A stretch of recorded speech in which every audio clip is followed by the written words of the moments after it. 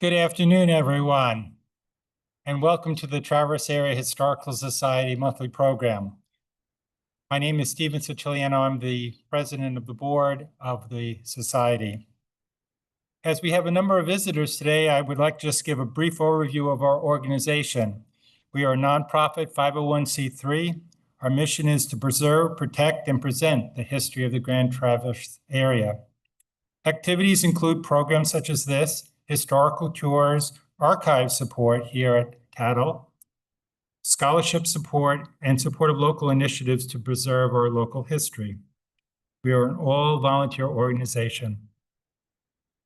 Revenues from the membership and donations are what allow us to put on programs like this today. Today's presentation will be on the history of the Clinch Park Zoo and the Traverse City Miniature City. Do you remember talking of Ace the Crow, riding the spirit of Traverse City's miniature train, or even pressing a penny down at Traverse City's Clinch Park Zoo? Both visitors and locals alike have childhood memories of this long-time downtown fixture. Jennifer Loup, who is our officer in our Historical Society board, is the former Clinch Park zookeeper, holds a history bachelor's degree from the University of Michigan, and will present the history of Clinch Park's aquarium, animals and attractions from the early 1930s to the dissolving of the zoo in 2007. Please join me in welcoming Jennifer Loup. Thank you. Thanks for that introduction, Stephen. When I was at U of M, I was studying mostly ancient history. So ancient Greece, Rome, Mesopotamia. But I always knew when I came back, or if I came back and stayed in town, I would want to look into the history of the zoo. I worked there for 7 years, summers at first, and I started in the ticket booth, actually, and the education room with the snakes and amphibians, and then worked my way up to a full-time zookeeper. I was one of the last people that left. We rehomed all the animals as the zoo is closing, and I'll say a little bit about that at the end, too. So going back to the start of the zoo and then through when things shut down.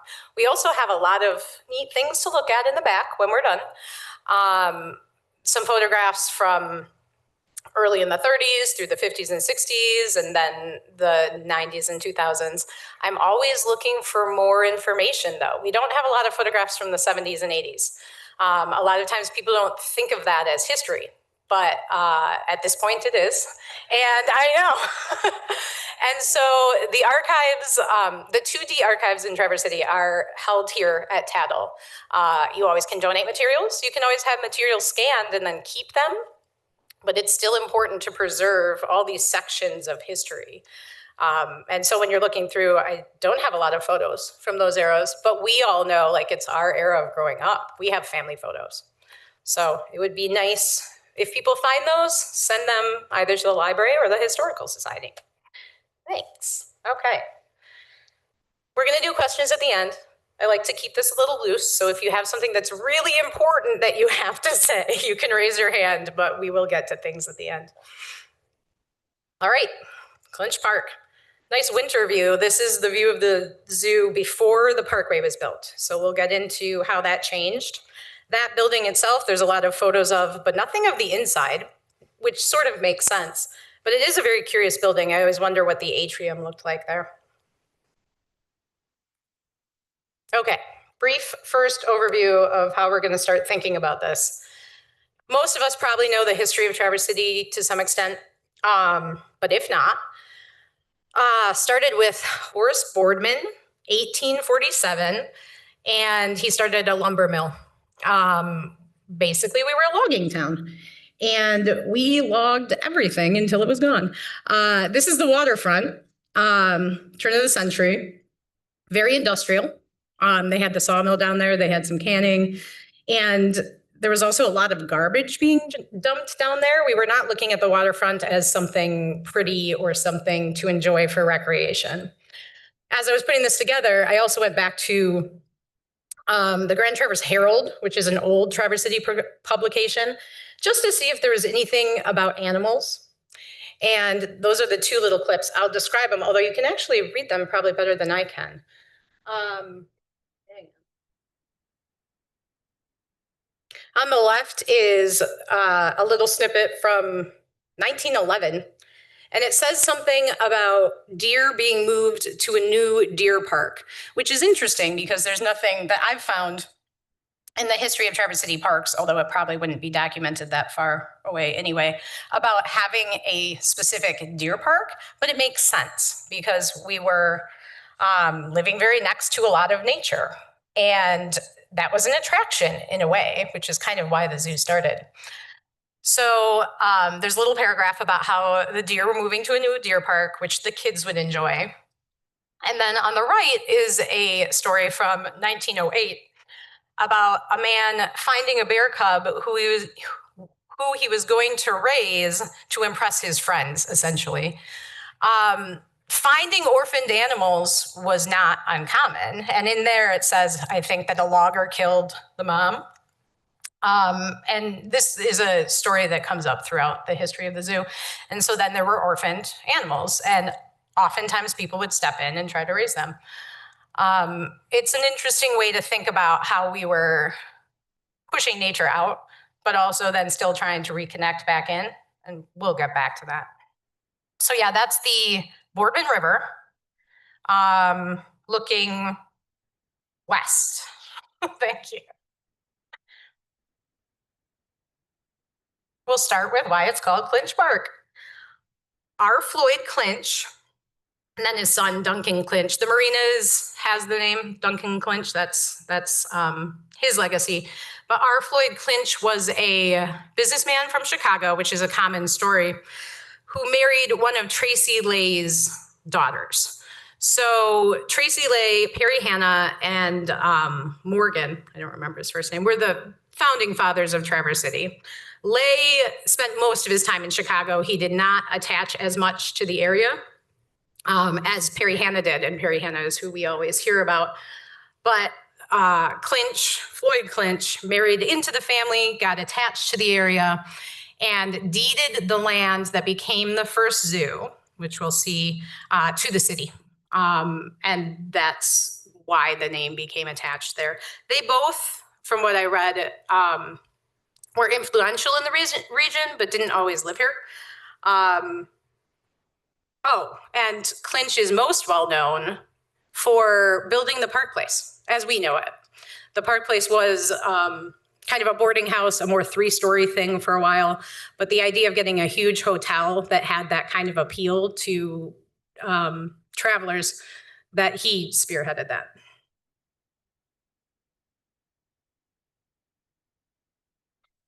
Then we're going to move to Conrad Foster. We've all probably heard of Con Foster, the museum. He has his name on the museum for good reason. He did a lot of that collection, but he was also instrumental in starting the zoo. He had his own collection of animals, it seems. He was a retired circus treasurer, I think. He wasn't a performer, but he was used to traveling around. He was very attached to animals. You will often see him with this cigar or this hat and playing with animals kind of outside of cages. It was pretty normal back then. Bears, there's a story of him having a skunk in his pocket that scared his lion tamer circus friend. And he was quite the character. He also was the director of the Lyric Theater, which eventually became the State Theater. So he was a man that understood entertainment. As logging was winding down, Traverse City was going to change. And he had the idea that perhaps amusements, entertainments, tourism might become a way for Traverse City to grow. So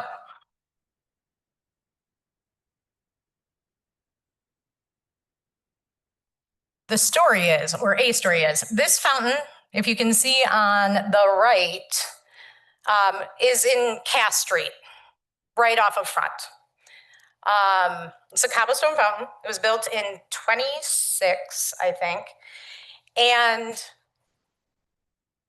the story is that Con Foster noticed that people were entertained by the fish people would put in this fountain. They would put sturgeon in there. And often, it seems this is another thing that happens later in the zoo. These outdoor or even the indoor aquariums, they would stock with fish and then let them go at some point, especially in the winter because it would freeze over. But watching people watch the fish in the fountain gave him the idea that perhaps this would be a entertaining attraction.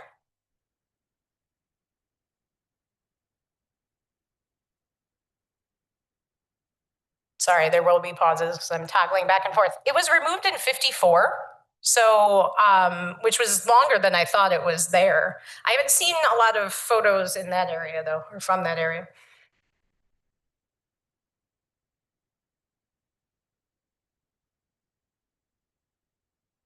Here's an aerial view. The fountain is over to the right. There's a bunch of people congregated around it. Unsure why, although it looks like there's almost a parade going on in the center there. Probably some event of some sort.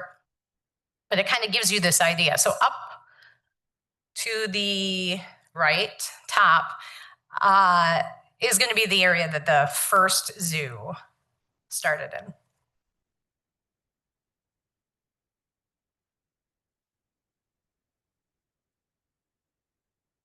And there's the entrance. This is the end of TAHS. So that's the Boardman River. That's the bridge they had there.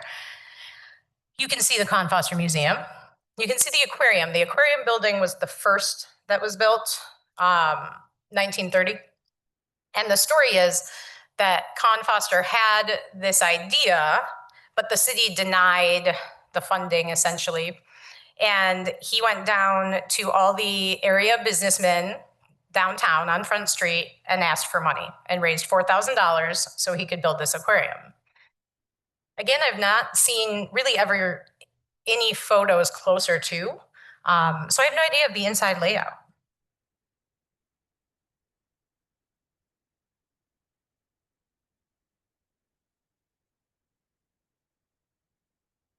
Another aerial view, but now we can see the bay.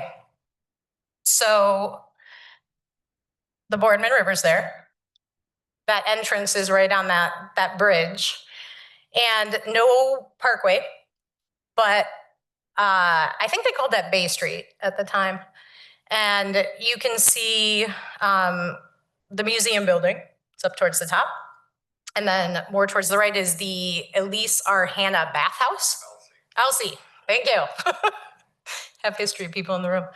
And it does give you an idea. So the Clinch property is the more southern property. And the zoo hadn't quite moved toward the waterfront yet. And Elsie was married to Julius Hanna, right? Thank you.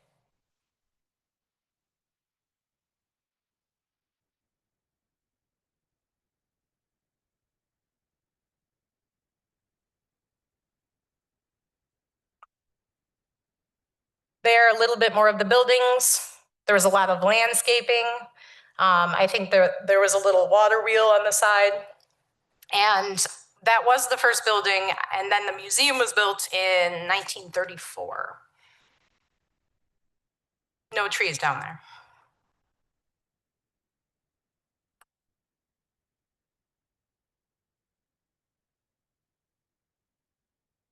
So the museum building, the bathhouse. Con Foster traveled around a lot on his own and did pick up indigenous artifacts, pioneer-related artifacts. He had his own collection, which mainly is what he put in the museum. I read somewhere that they put his name on it after he passed.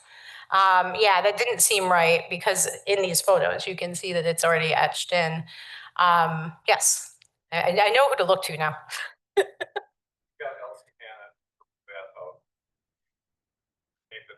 After her in the museum after himself. He was very much alive when that happened. Okay.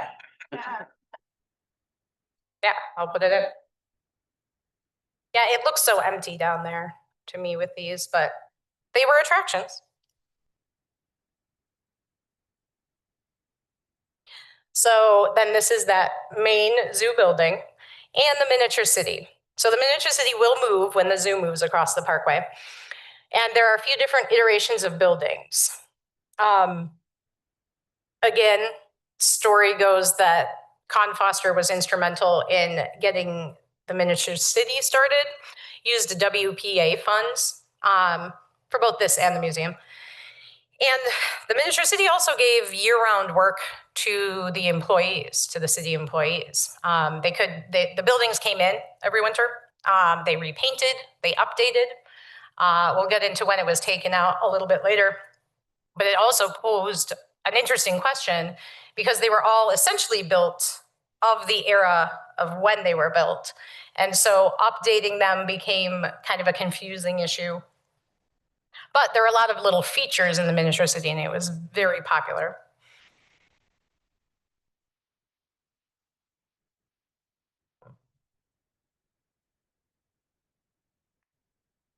Some of the grounds, again, the original zoo location, I think that little cottage was called the Groundskeeper Cottage. I'm not sure that anyone ever lived there, but there are a lot of photos of employees around that building. The Heart of Nature's Playground monument, I guess you would say. That one always cracks me up. I don't think the name stuck, but. And then on the top right, you can see the purple martin house. Those are pretty common bird houses, but that one's shaped like the Park Place.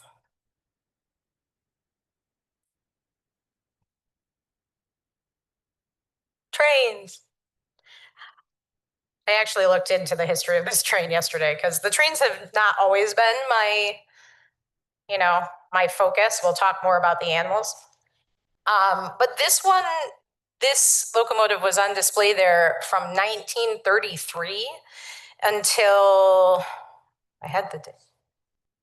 What's that? 60s, yeah, I have the date somewhere. Yeah, until the 60s. It was on loan from DHJ, the day logging outfit out in Glen Haven. And so what I read that he maintained the deed, and so it was going to go back to him if he ever wanted to sell it. But at the time, the city did try to outbid him because they wanted to keep it down there, but they weren't able to. So it was on display for quite a long time. It was a Porter Bell locomotive and had a long history before it essentially was retired as an attraction at Clinch Park Zoo. It was a working train. And then I found out that it is now in Port Huron, like the Port Huron Museum. I found a really great article about the whole history of this train. It's pretty cool. On the bottom right are big wheels, also called katydids. And then I looked into this a little bit too. I had not known how they worked, but they suspended the logs under the wheels.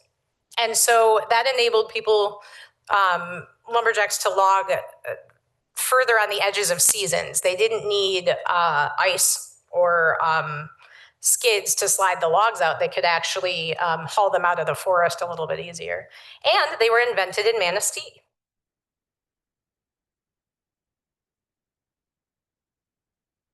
There's the miniature city again. In the front there, you can see the guinea pig house, which is kind of one of my favorite early attractions. But the miniature city had, at one point, flowing water through it. They tried to lay out the buildings as if they were, a regular street. They added as things were built. You can see the Park Place in the middle there. Oh yeah, and there's a little sailboat with a pond on the other side. The buildings were also supposedly built to scale, although it seems like there's some question on that. I know someone in here, probably Jim, knows what that scale was supposed to be, and some were a little bit more accurate than others.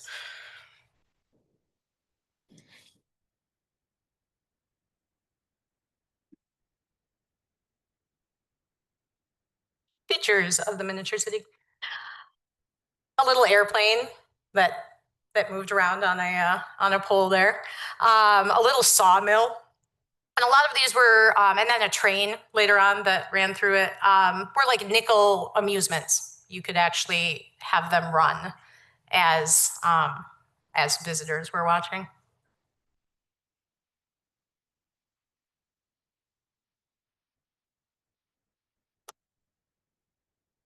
Yeah, this one.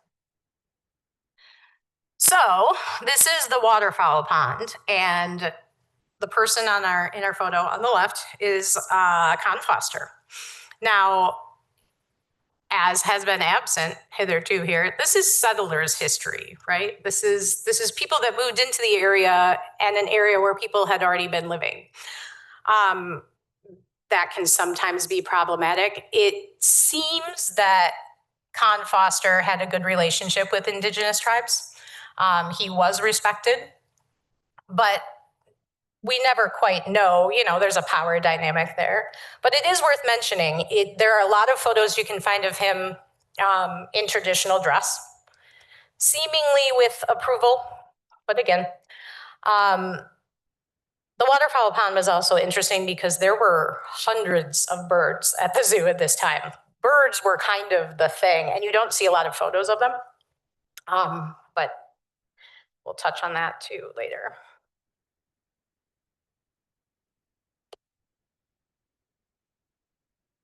Some of the animals. So there are a lot of photos of Con Foster with a raven. That's the one on the left. Again, you'll see them just loose in like that, whatever the big grassy space they had there was, and kind of interacting with people. My guess is the wings were clipped a little bit, or some sort of injury prevented that one from flying away. I don't really have a name on that, although for the eagle on the right is most likely Sam the eagle, Uncle Sam. The names get interesting as we go along. And the story, I lived to about 25, moved across. There were a lot of animals that had to get moved when the parkway was built because the zoo moved, and moving the animals was its own sort of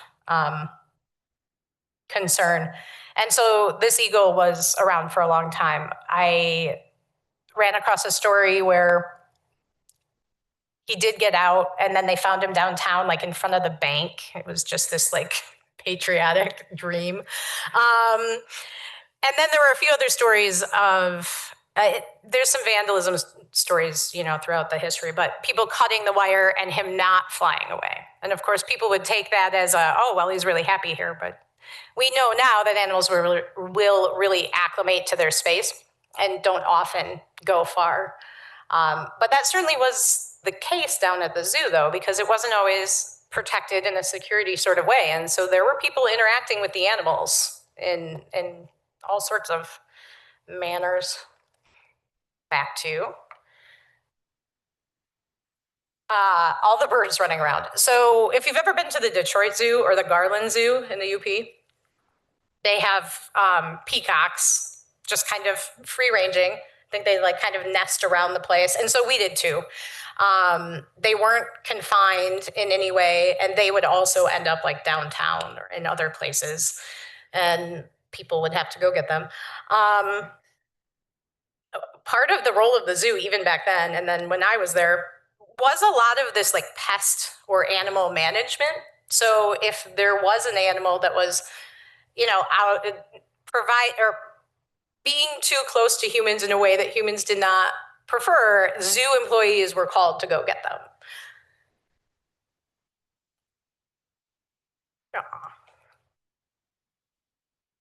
There's the guinea pig house. This reminds me of the Garland Zoo in the UP because they have a bunny house. And these kind of attractions where they would just put a bunch of animals together.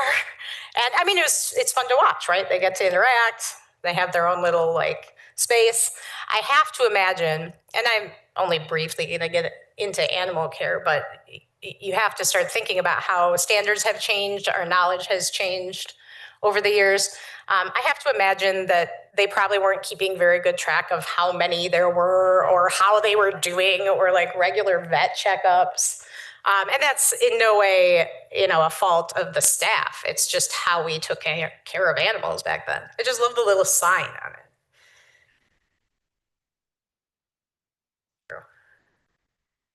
And speaking of, so there's a bear on a leash. There was a lot of that back then, because it was a source of entertainment, and Con Foster would bring out his bear cubs when people visited. On the top left is a badger. There is the history of, and in the back actually I have the old history, kind of Rolodex, which is interesting.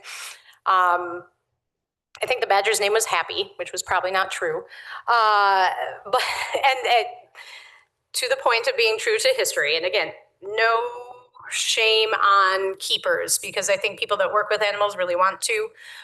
One of the stories with the badger was at one point got their paw caught in one of the doors and it had to be amputated. And so these are difficult things. You have to figure out standards of care. Badgers are also incredibly smart, which we know now. They're in the mustelid family, and same as otters and weasels, and we started getting into this intelligence of otters as my time at the zoo was winding down. Bottom left, we have elk. So there were hoof stock throughout the history. Elk, deer, they raised a lot of white-tailed deer. White-tailed deer were born there.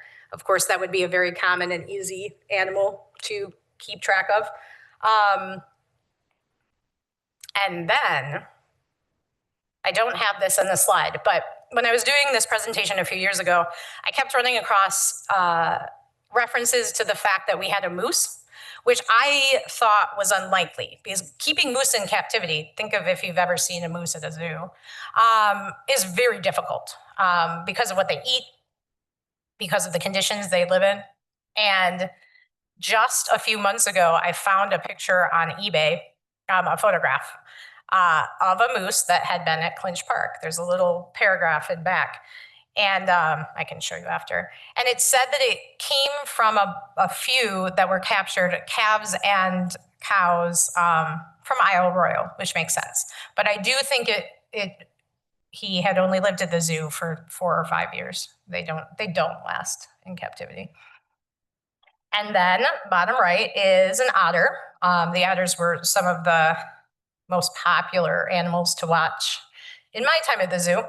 But because they are very entertaining, they're very playful. They do require a lot more enrichment than we always thought, and what they probably thought here in the 30s and 40s. And enrichment being the idea of a changing environment, having interactive things to do, not just a cement pond, and expect them to entertain themselves.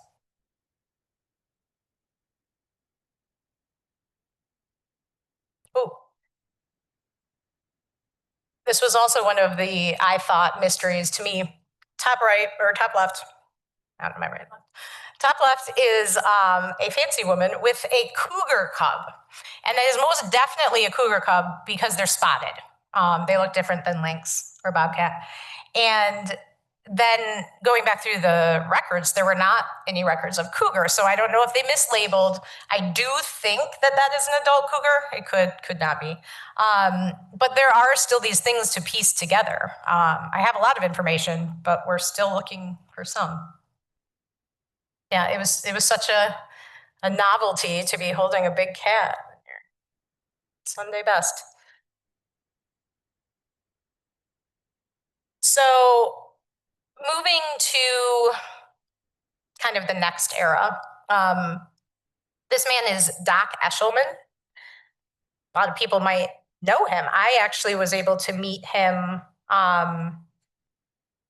before he passed away a few years ago and talk to him about the zoo. So I have some notes of what he remembered.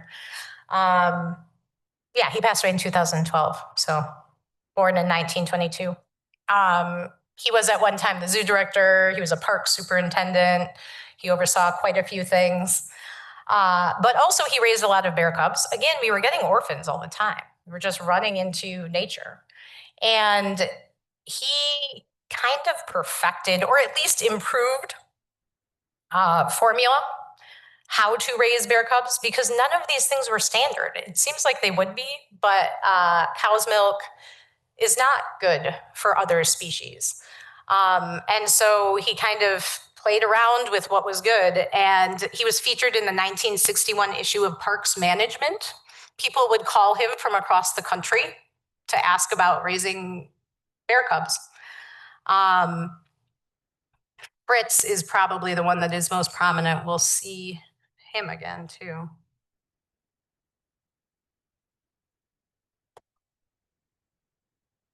Parkway. Yeah. So someone can probably help me clarify the date, because I've seen completed in 53, dedicated in 56. It's all over the place. 52? Okay. We'll go with you. Yes. So building the parkway took a lot of that space. And also then the animals had to be moved. Doc, when I talked to him, Doc Eshelman, said that they walked some of the bears, or at least one of the bears, across the road on a leash. That's what they were doing back then. And he had some trouble thinking about how to move the elk, so they waited until they shed their antlers in the fall. Yeah, things like that. There's a story about one of the bison, the buffalo, didn't want to come out of the trailer, so they had to wait for a while, because these animals were used to their own space for a very long time. So things essentially got rebuilt on the other side of the parkway.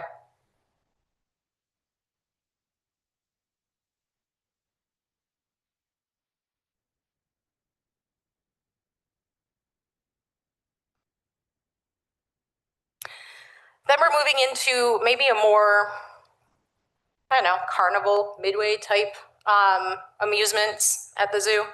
Doc Eshelman had a barnyard, like a petting barnyard, where he had, I think that's Cuddles, the burro, and goats and sheep and, animals that came and went. Pony rides. We'll see the ponies again. The ponies seemed to overwinter at Fulton Park, which is an affiliate of the zoo that not many people know of, but is still in city possession. There was a carousel. I was going into some of the controversies when the zoo was becoming more of a concern. And in 73, there was a study kind of talking about the feasibility of the zoo. And at that point, they were not charging to enter the zoo. And it seemed to be because of the way the animals were sourced. There were a lot of, if an animal passed, we would go find another one. And that was becoming out of fashion and somewhat illegal. And so a lot of the money came from the amusement rides, but also just the general fund of Traverse City. That really was what was funding the zoo. There's a train. It's not the Spirit of Traverse City, though. It's not the...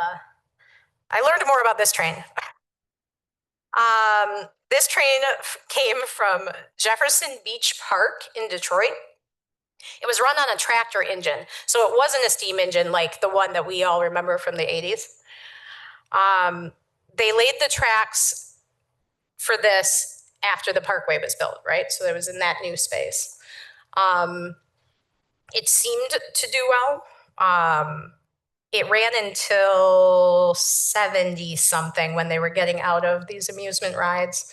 If you see on the bottom photo, all the little hand-carved wooden plaques that are on each of those cars, I have two of them in the back. I happened to find the person that found them and has them all hanging in a shed, and they're really neat. They are hand-carved. I like to make note of how scary the coyote is, which I have back there. Because our ideas or how we represented animals was continually changing.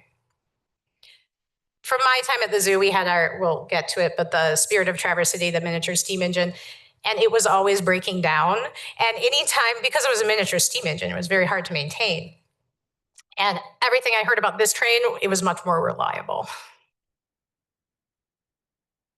And then here's the miniature city as it moved across the parkway.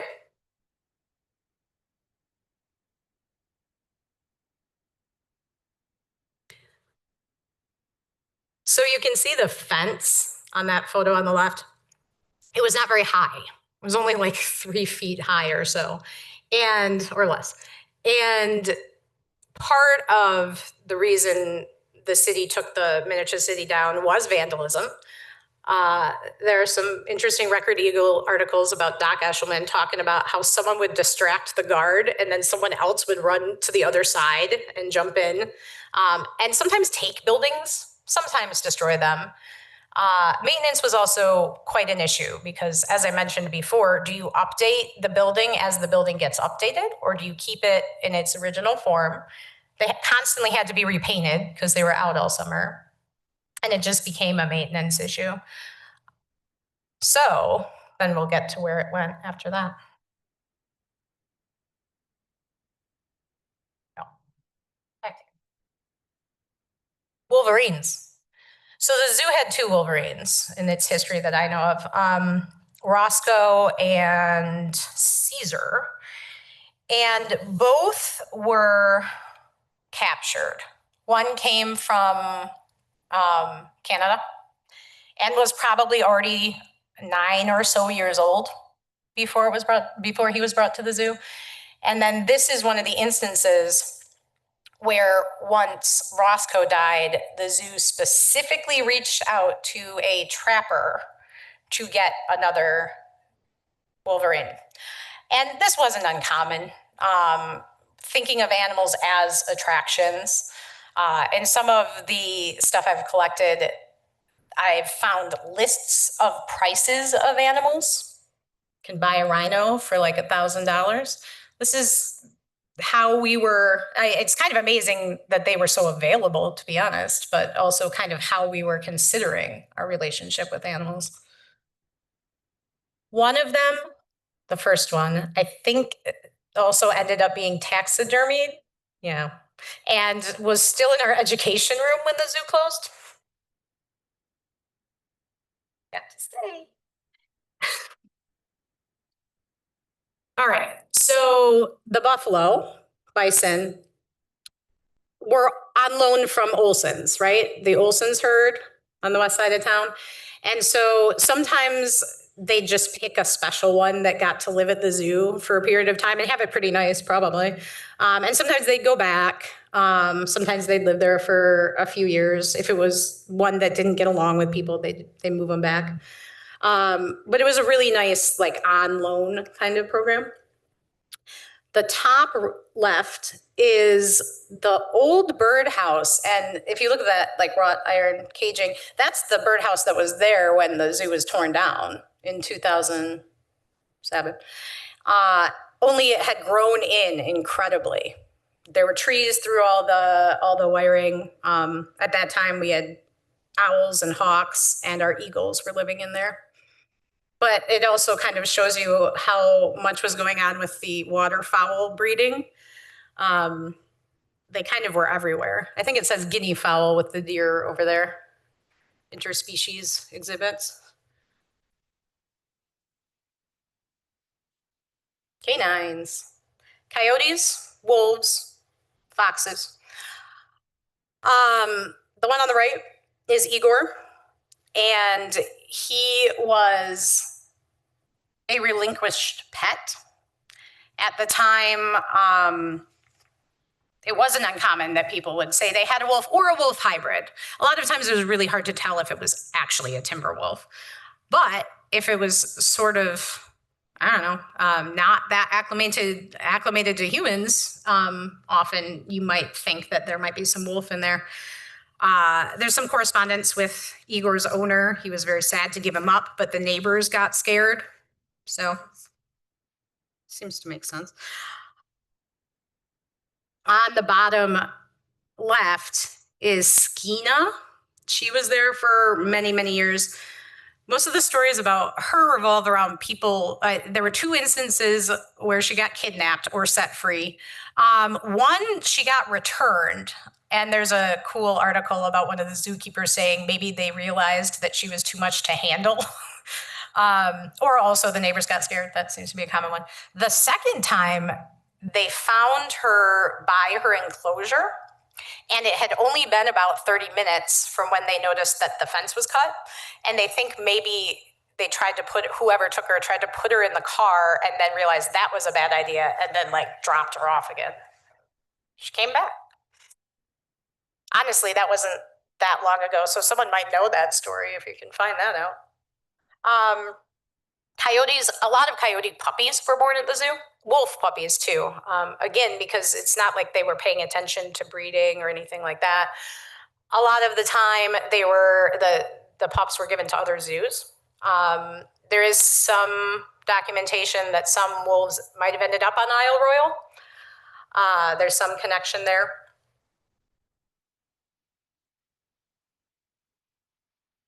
Oh, and then I have a neat little piece that I found of correspondence between the city and the Detroit Symphony, where the Detroit Symphony asked Clinch Park if they could borrow a wolf for a rendition of Peter and the Wolf.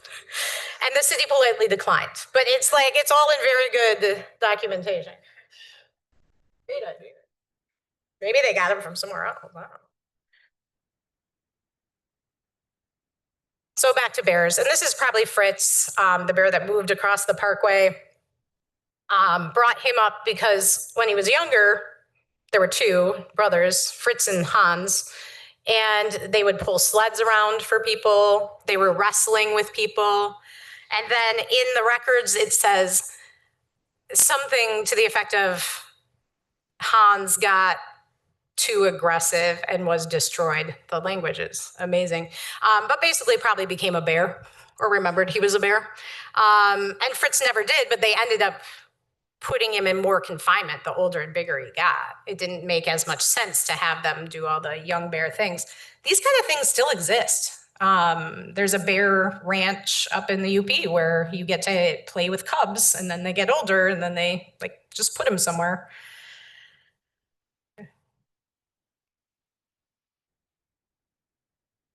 Here's Fulton Park. So Fulton Park is still a city park. When it was donated, it was 10 acres. It's on Carver Road. It's one of our bigger city parks. And it's just wooded trails now, but it's really nice. Back then, exotic birds that all ended up at the zoo. And there was some really extensive breeding. There was Walter Fulton, whose name is attached to this, I guess was just world renowned for pheasants, a lot of fancy pheasants. And then there are the ponies hanging out there. I have also heard some stories, though unsubstantiated, that some of the zoo animals ended up being buried out there. Because if you think about it, when you have a bear that you've taken care of for 20 plus years and they pass away, what do? And a lot of times it was bury them on city property.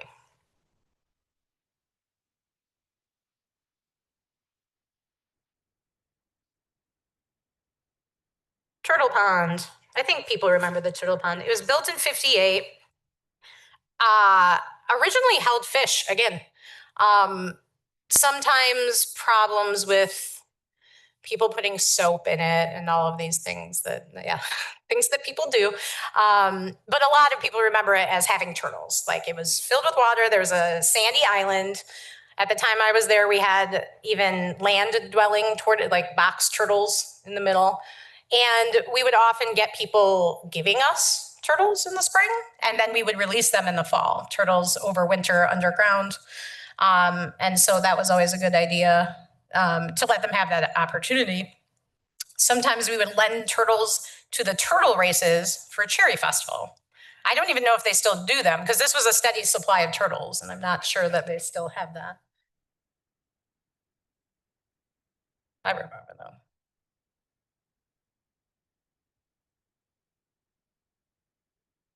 Back to the miniature city, 84. So yes, Howard Stoddard bought what was left of the miniature city from the zoo, taken down in 74 because of the aforementioned problems.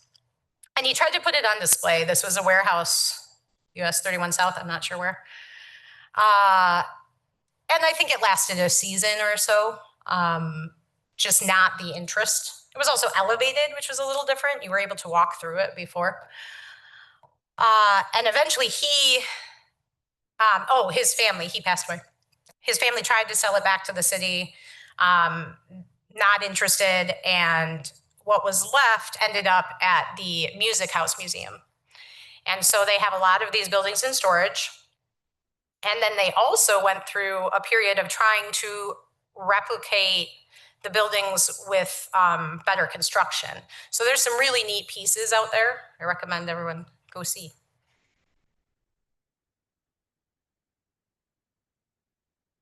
We're getting there. Over the ages.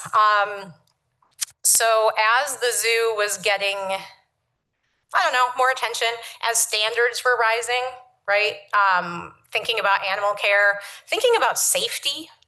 There were a lot of improvements needed to the zoo to kind of keep it up to date.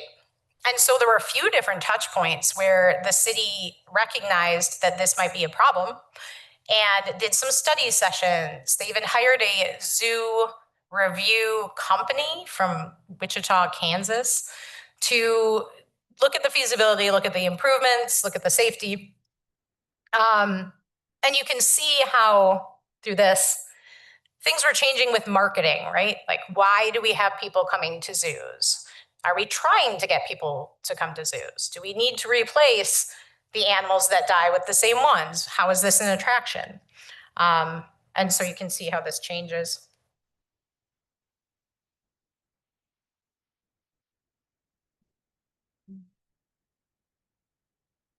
Sort of into the modern era. Pinky was a turtle that I knew. That's a snapping turtle, albino, on the bottom right there.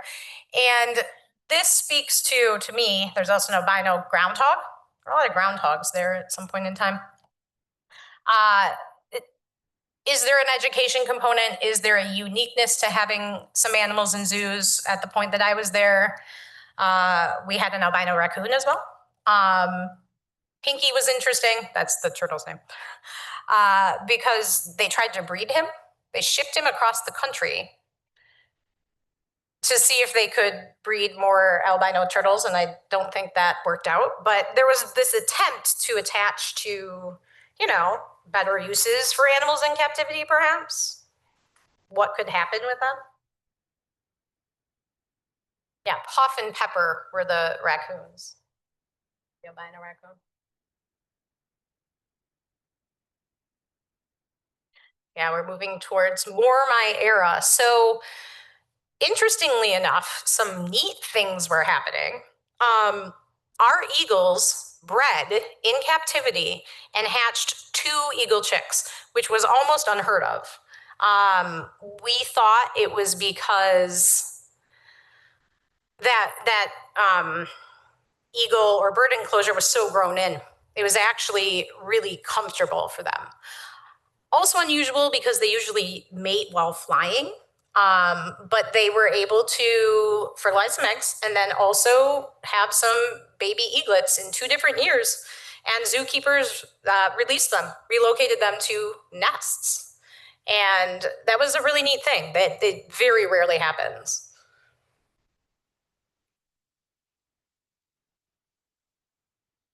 I will mention the other little train. Yeah, this is the spirit of Traverse City. Quarter-size steam engine. You had to have very qualified people to run it because they were engineers. This was a real locomotive. And so that was somewhat problematic for a tourist attraction. A lot of people, I think the train still ran a year or 2 after the zoo closed. And in some ways, people were as upset, if not more, when the train left. But the train is still in the area. It's at the Buckley Old Engine Show.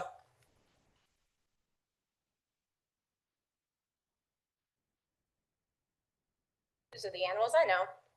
So at the time that the zoo was closing, so there was all this controversy. The city did put together a good study session. The conclusion was that the zoo was no longer feasible at its current location. You can imagine that, it was kind of a perfect storm. A lot of animal rights groups were not happy that it was so near the bay. Cherry Festival was certainly stressful. Fireworks, the air show, that was always a tough time, and the ability to expand.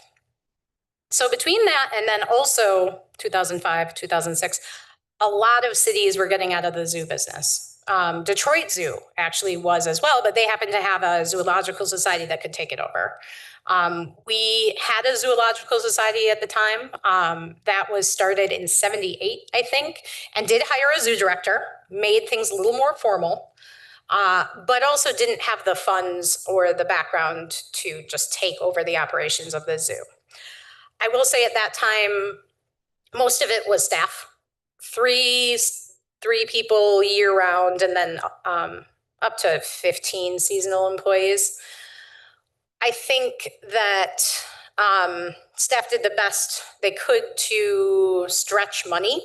One of the things that we did back then was pick up roadkill deer. And that was one of our jobs around town. And so I did my share of that. And then we would butcher them and cut up the meat and freeze it. We'd use venison all year. We would try to buy as little as possible. We had an agreement with Olson's food stores to get their expired produce. And we would just pick that up twice a week. That would go to all the animals. And so we were trying not to buy as much as possible. By the time I left, I was involved in day-to-day operations. We would grab trout from the Cherry Festival trout pond. That happened for a minute or two. And then also salmon from the weir, which was pretty fun. Yes, so, but at the point that the city kind of put the study together, it really was a perfect storm of the city was going to get out of the zoo business. There was pressure from animal rights organizations.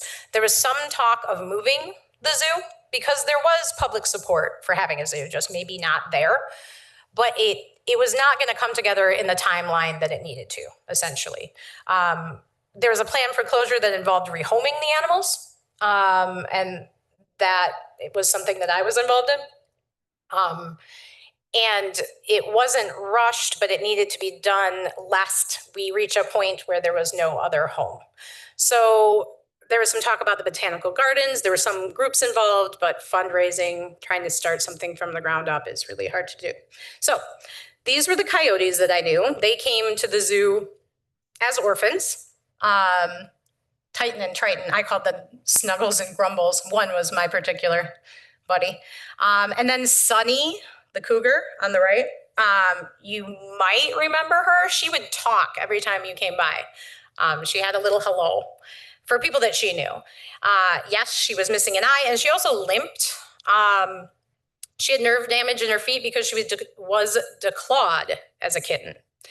And so she was a relinquished pet at the time that the zoo was closing and throughout its history. Orphans, animals that could not live with their people anymore. There was a strong history of that. We weren't just grabbing a lot of these, but a lot of it was, this is a place for these animals to go. So Sunny had a great demeanor. She was wonderful. But you'd see her limp around and everyone would be asking, how's she doing? There's Ace the Crow. And we mention her because a lot of people remember her talking. Like, she probably was older than I was when I started at the zoo. And she learned human words. So she would caw like a person cawing like a crow, like caw, caw, caw. That was something she adapted. She said hello and goodbye. I am convinced she knew exactly what she was saying because she would invite me in with a hello, and as soon as she realized it was me, she would say goodbye because she did not like me that much. She only liked Tracy, who will come up in a minute. But she had been injured. She had a crippled foot. She couldn't fly. She was always on the edge of that bird enclosure, so people would talk to her from outside the fence. I never heard her use bad language. But other people said she did, so I'll believe it. Look at her right there. Like, she's not gonna yell at you, but they're incredibly intelligent, as we all are starting to know. And I'm convinced she knew a lot of what she was talking about. And there's towards the end of the zoo. Actually, I took those photos at the last day the zoo was open. And so we were winding things down. There's a lot of signage and things that I tried to document. the animals were going to live there for a period of time. But then we were going to have to move them and go on to another plan. And this is where some of them moved. So our wolves at the time had been on loan from a place called Wildlife Science Center in Forest Lake, Minnesota. And we took about in many groups, 3 trips out there with the foxes, coyotes, wolves, cougars, bears. The bears ended up there too. And I went back once or twice. And so got to revisit my coyote friend who remembered me. But Spike and Sunny, Spike was Sunny's brother, ended up out there. And they built enclosures in the woods. These were much more rural than what they had at Clinch Park. And they ended up living pretty long, happy lives there. This is Tracy Mikowski. I always have to mention her because she had raised a lot of the animals. This is a common theme in the era that I worked. She's about 10 years older than me. She's still around. And the otters especially. So she wrote this children's book. It's worth checking out. About Squirt the otter, and it is a true story. Squirt ended up at the zoo because a dog had found her as a little baby otter. When I was there, we also had another baby otter named Baby Otter. I don't know why we never got beyond that I helped raise. And to speak to how you have to take care of orphan animals, you have to teach them how to swim. They're not born knowing this. So we get out our little kiddie pool, and otter fur is amazing. And then the really sad story is I had to be the last person to ever have contact with Baby Otter, dropping him off in Jacksonville, Florida. But Tracy went back to visit Squirt, who went to the National History Museum of the Adirondacks. Squirt remembered her. These are all things that people always like to know. My favorite memory of Squirt was I had really broken a nail slamming it in a door, and she reached her little foot out of the cage and pulled it towards her so that she could inspect it. And then she kind of nibbled at it. Yeah, it was very clear what she was doing. She knew it was an injury. And so this is how smart and connected these animals were. So we rehomed across the country. We tried to find the best places, and Tracy was really diligent about that. That's why the otters ended up in Jacksonville and New York, because they were the only places that were doing enrichment to the level that we were. They listened to NPR at night. It's great. And then, sad photos of the zoo closing. Eventually, all the animals were rehomed, really across the country. And the buildings were slowly taken down. We still have the otter and beaver building down there. I think they still have the silhouettes on the windows. They have these shadows and you can see which buildings they were. They took down the outside where the otters had their pond. There was an indoor viewing for the beavers there too. And so a few of the buildings are still there. The Hoofstock building is still there. But then we're going to move to this. Shoot, I meant to replace that picture. So now we have Clinch Park. We have the splash pad.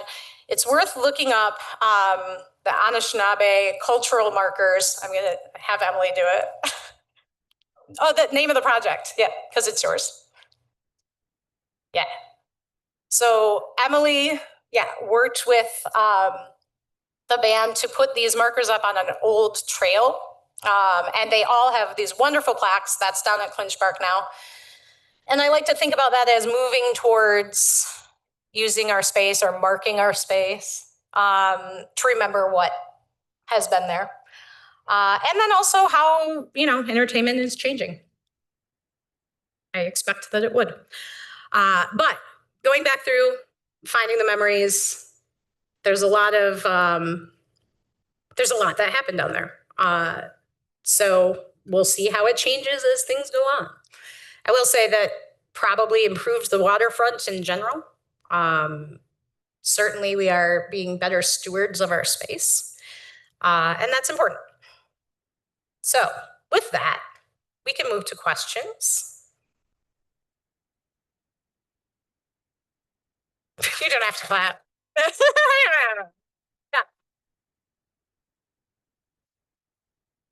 We actually have a date when the zoo was moved. When the zoo was moved. No, because it was done in stages. Yeah. But do you have the year? Because Well, that's why I was getting confused on years. I think it's maybe some as late as 55. Is that what you're talking about, the Parkway move? 52. Yeah, that's why. I mean, I kept getting later dates. Mm-hmm. Photos from the intro, but I don't, what year was it actually done? And we can't ask Doc, so. Well, exactly. Well, but that's why I think it was done in stages. I think some animals were moved and then they waited another year for some animals. That's the thing about the shed. 55, 56. But I do actually have a dated photo of them putting the train track down for that new track, which I think happened right after they moved. So I can look at that too. Yeah, I know. I'm trying to pinpoint it too. Stories, questions? You got stories. There is a lot to look at back there. I have a postcard collection. We do have 2 of the miniature city buildings on loan from Music House Museum. A lot of old photos that still haven't been scanned in. Anything else? Just one comment. Yeah. On your first slide, very first slide, where you're talking about the deer park, Mm-hmm. that was actually in Anna Park. Was it? Uh-huh. Along those, yeah, okay. Down by the river. It's Mhm. an old postcard that I have. Oh, okay. It shows That's it. great. Yeah, the history of the parks, I think, would be really interesting too, because I think there's more to do there. Yes. When you had the picture of Pinky the turtle, Mhm. what happened to Pinky's shell? Oh, yeah, that's a very good question. Malnutrition. And this happens to pets, like pet turtles pretty frequently because they don't get the vitamins they need. I mean, we do better now. You add supplements and all of that, but yes, because someone had probably grabbed him when he was little, because he was an albino, and the shell just deformed.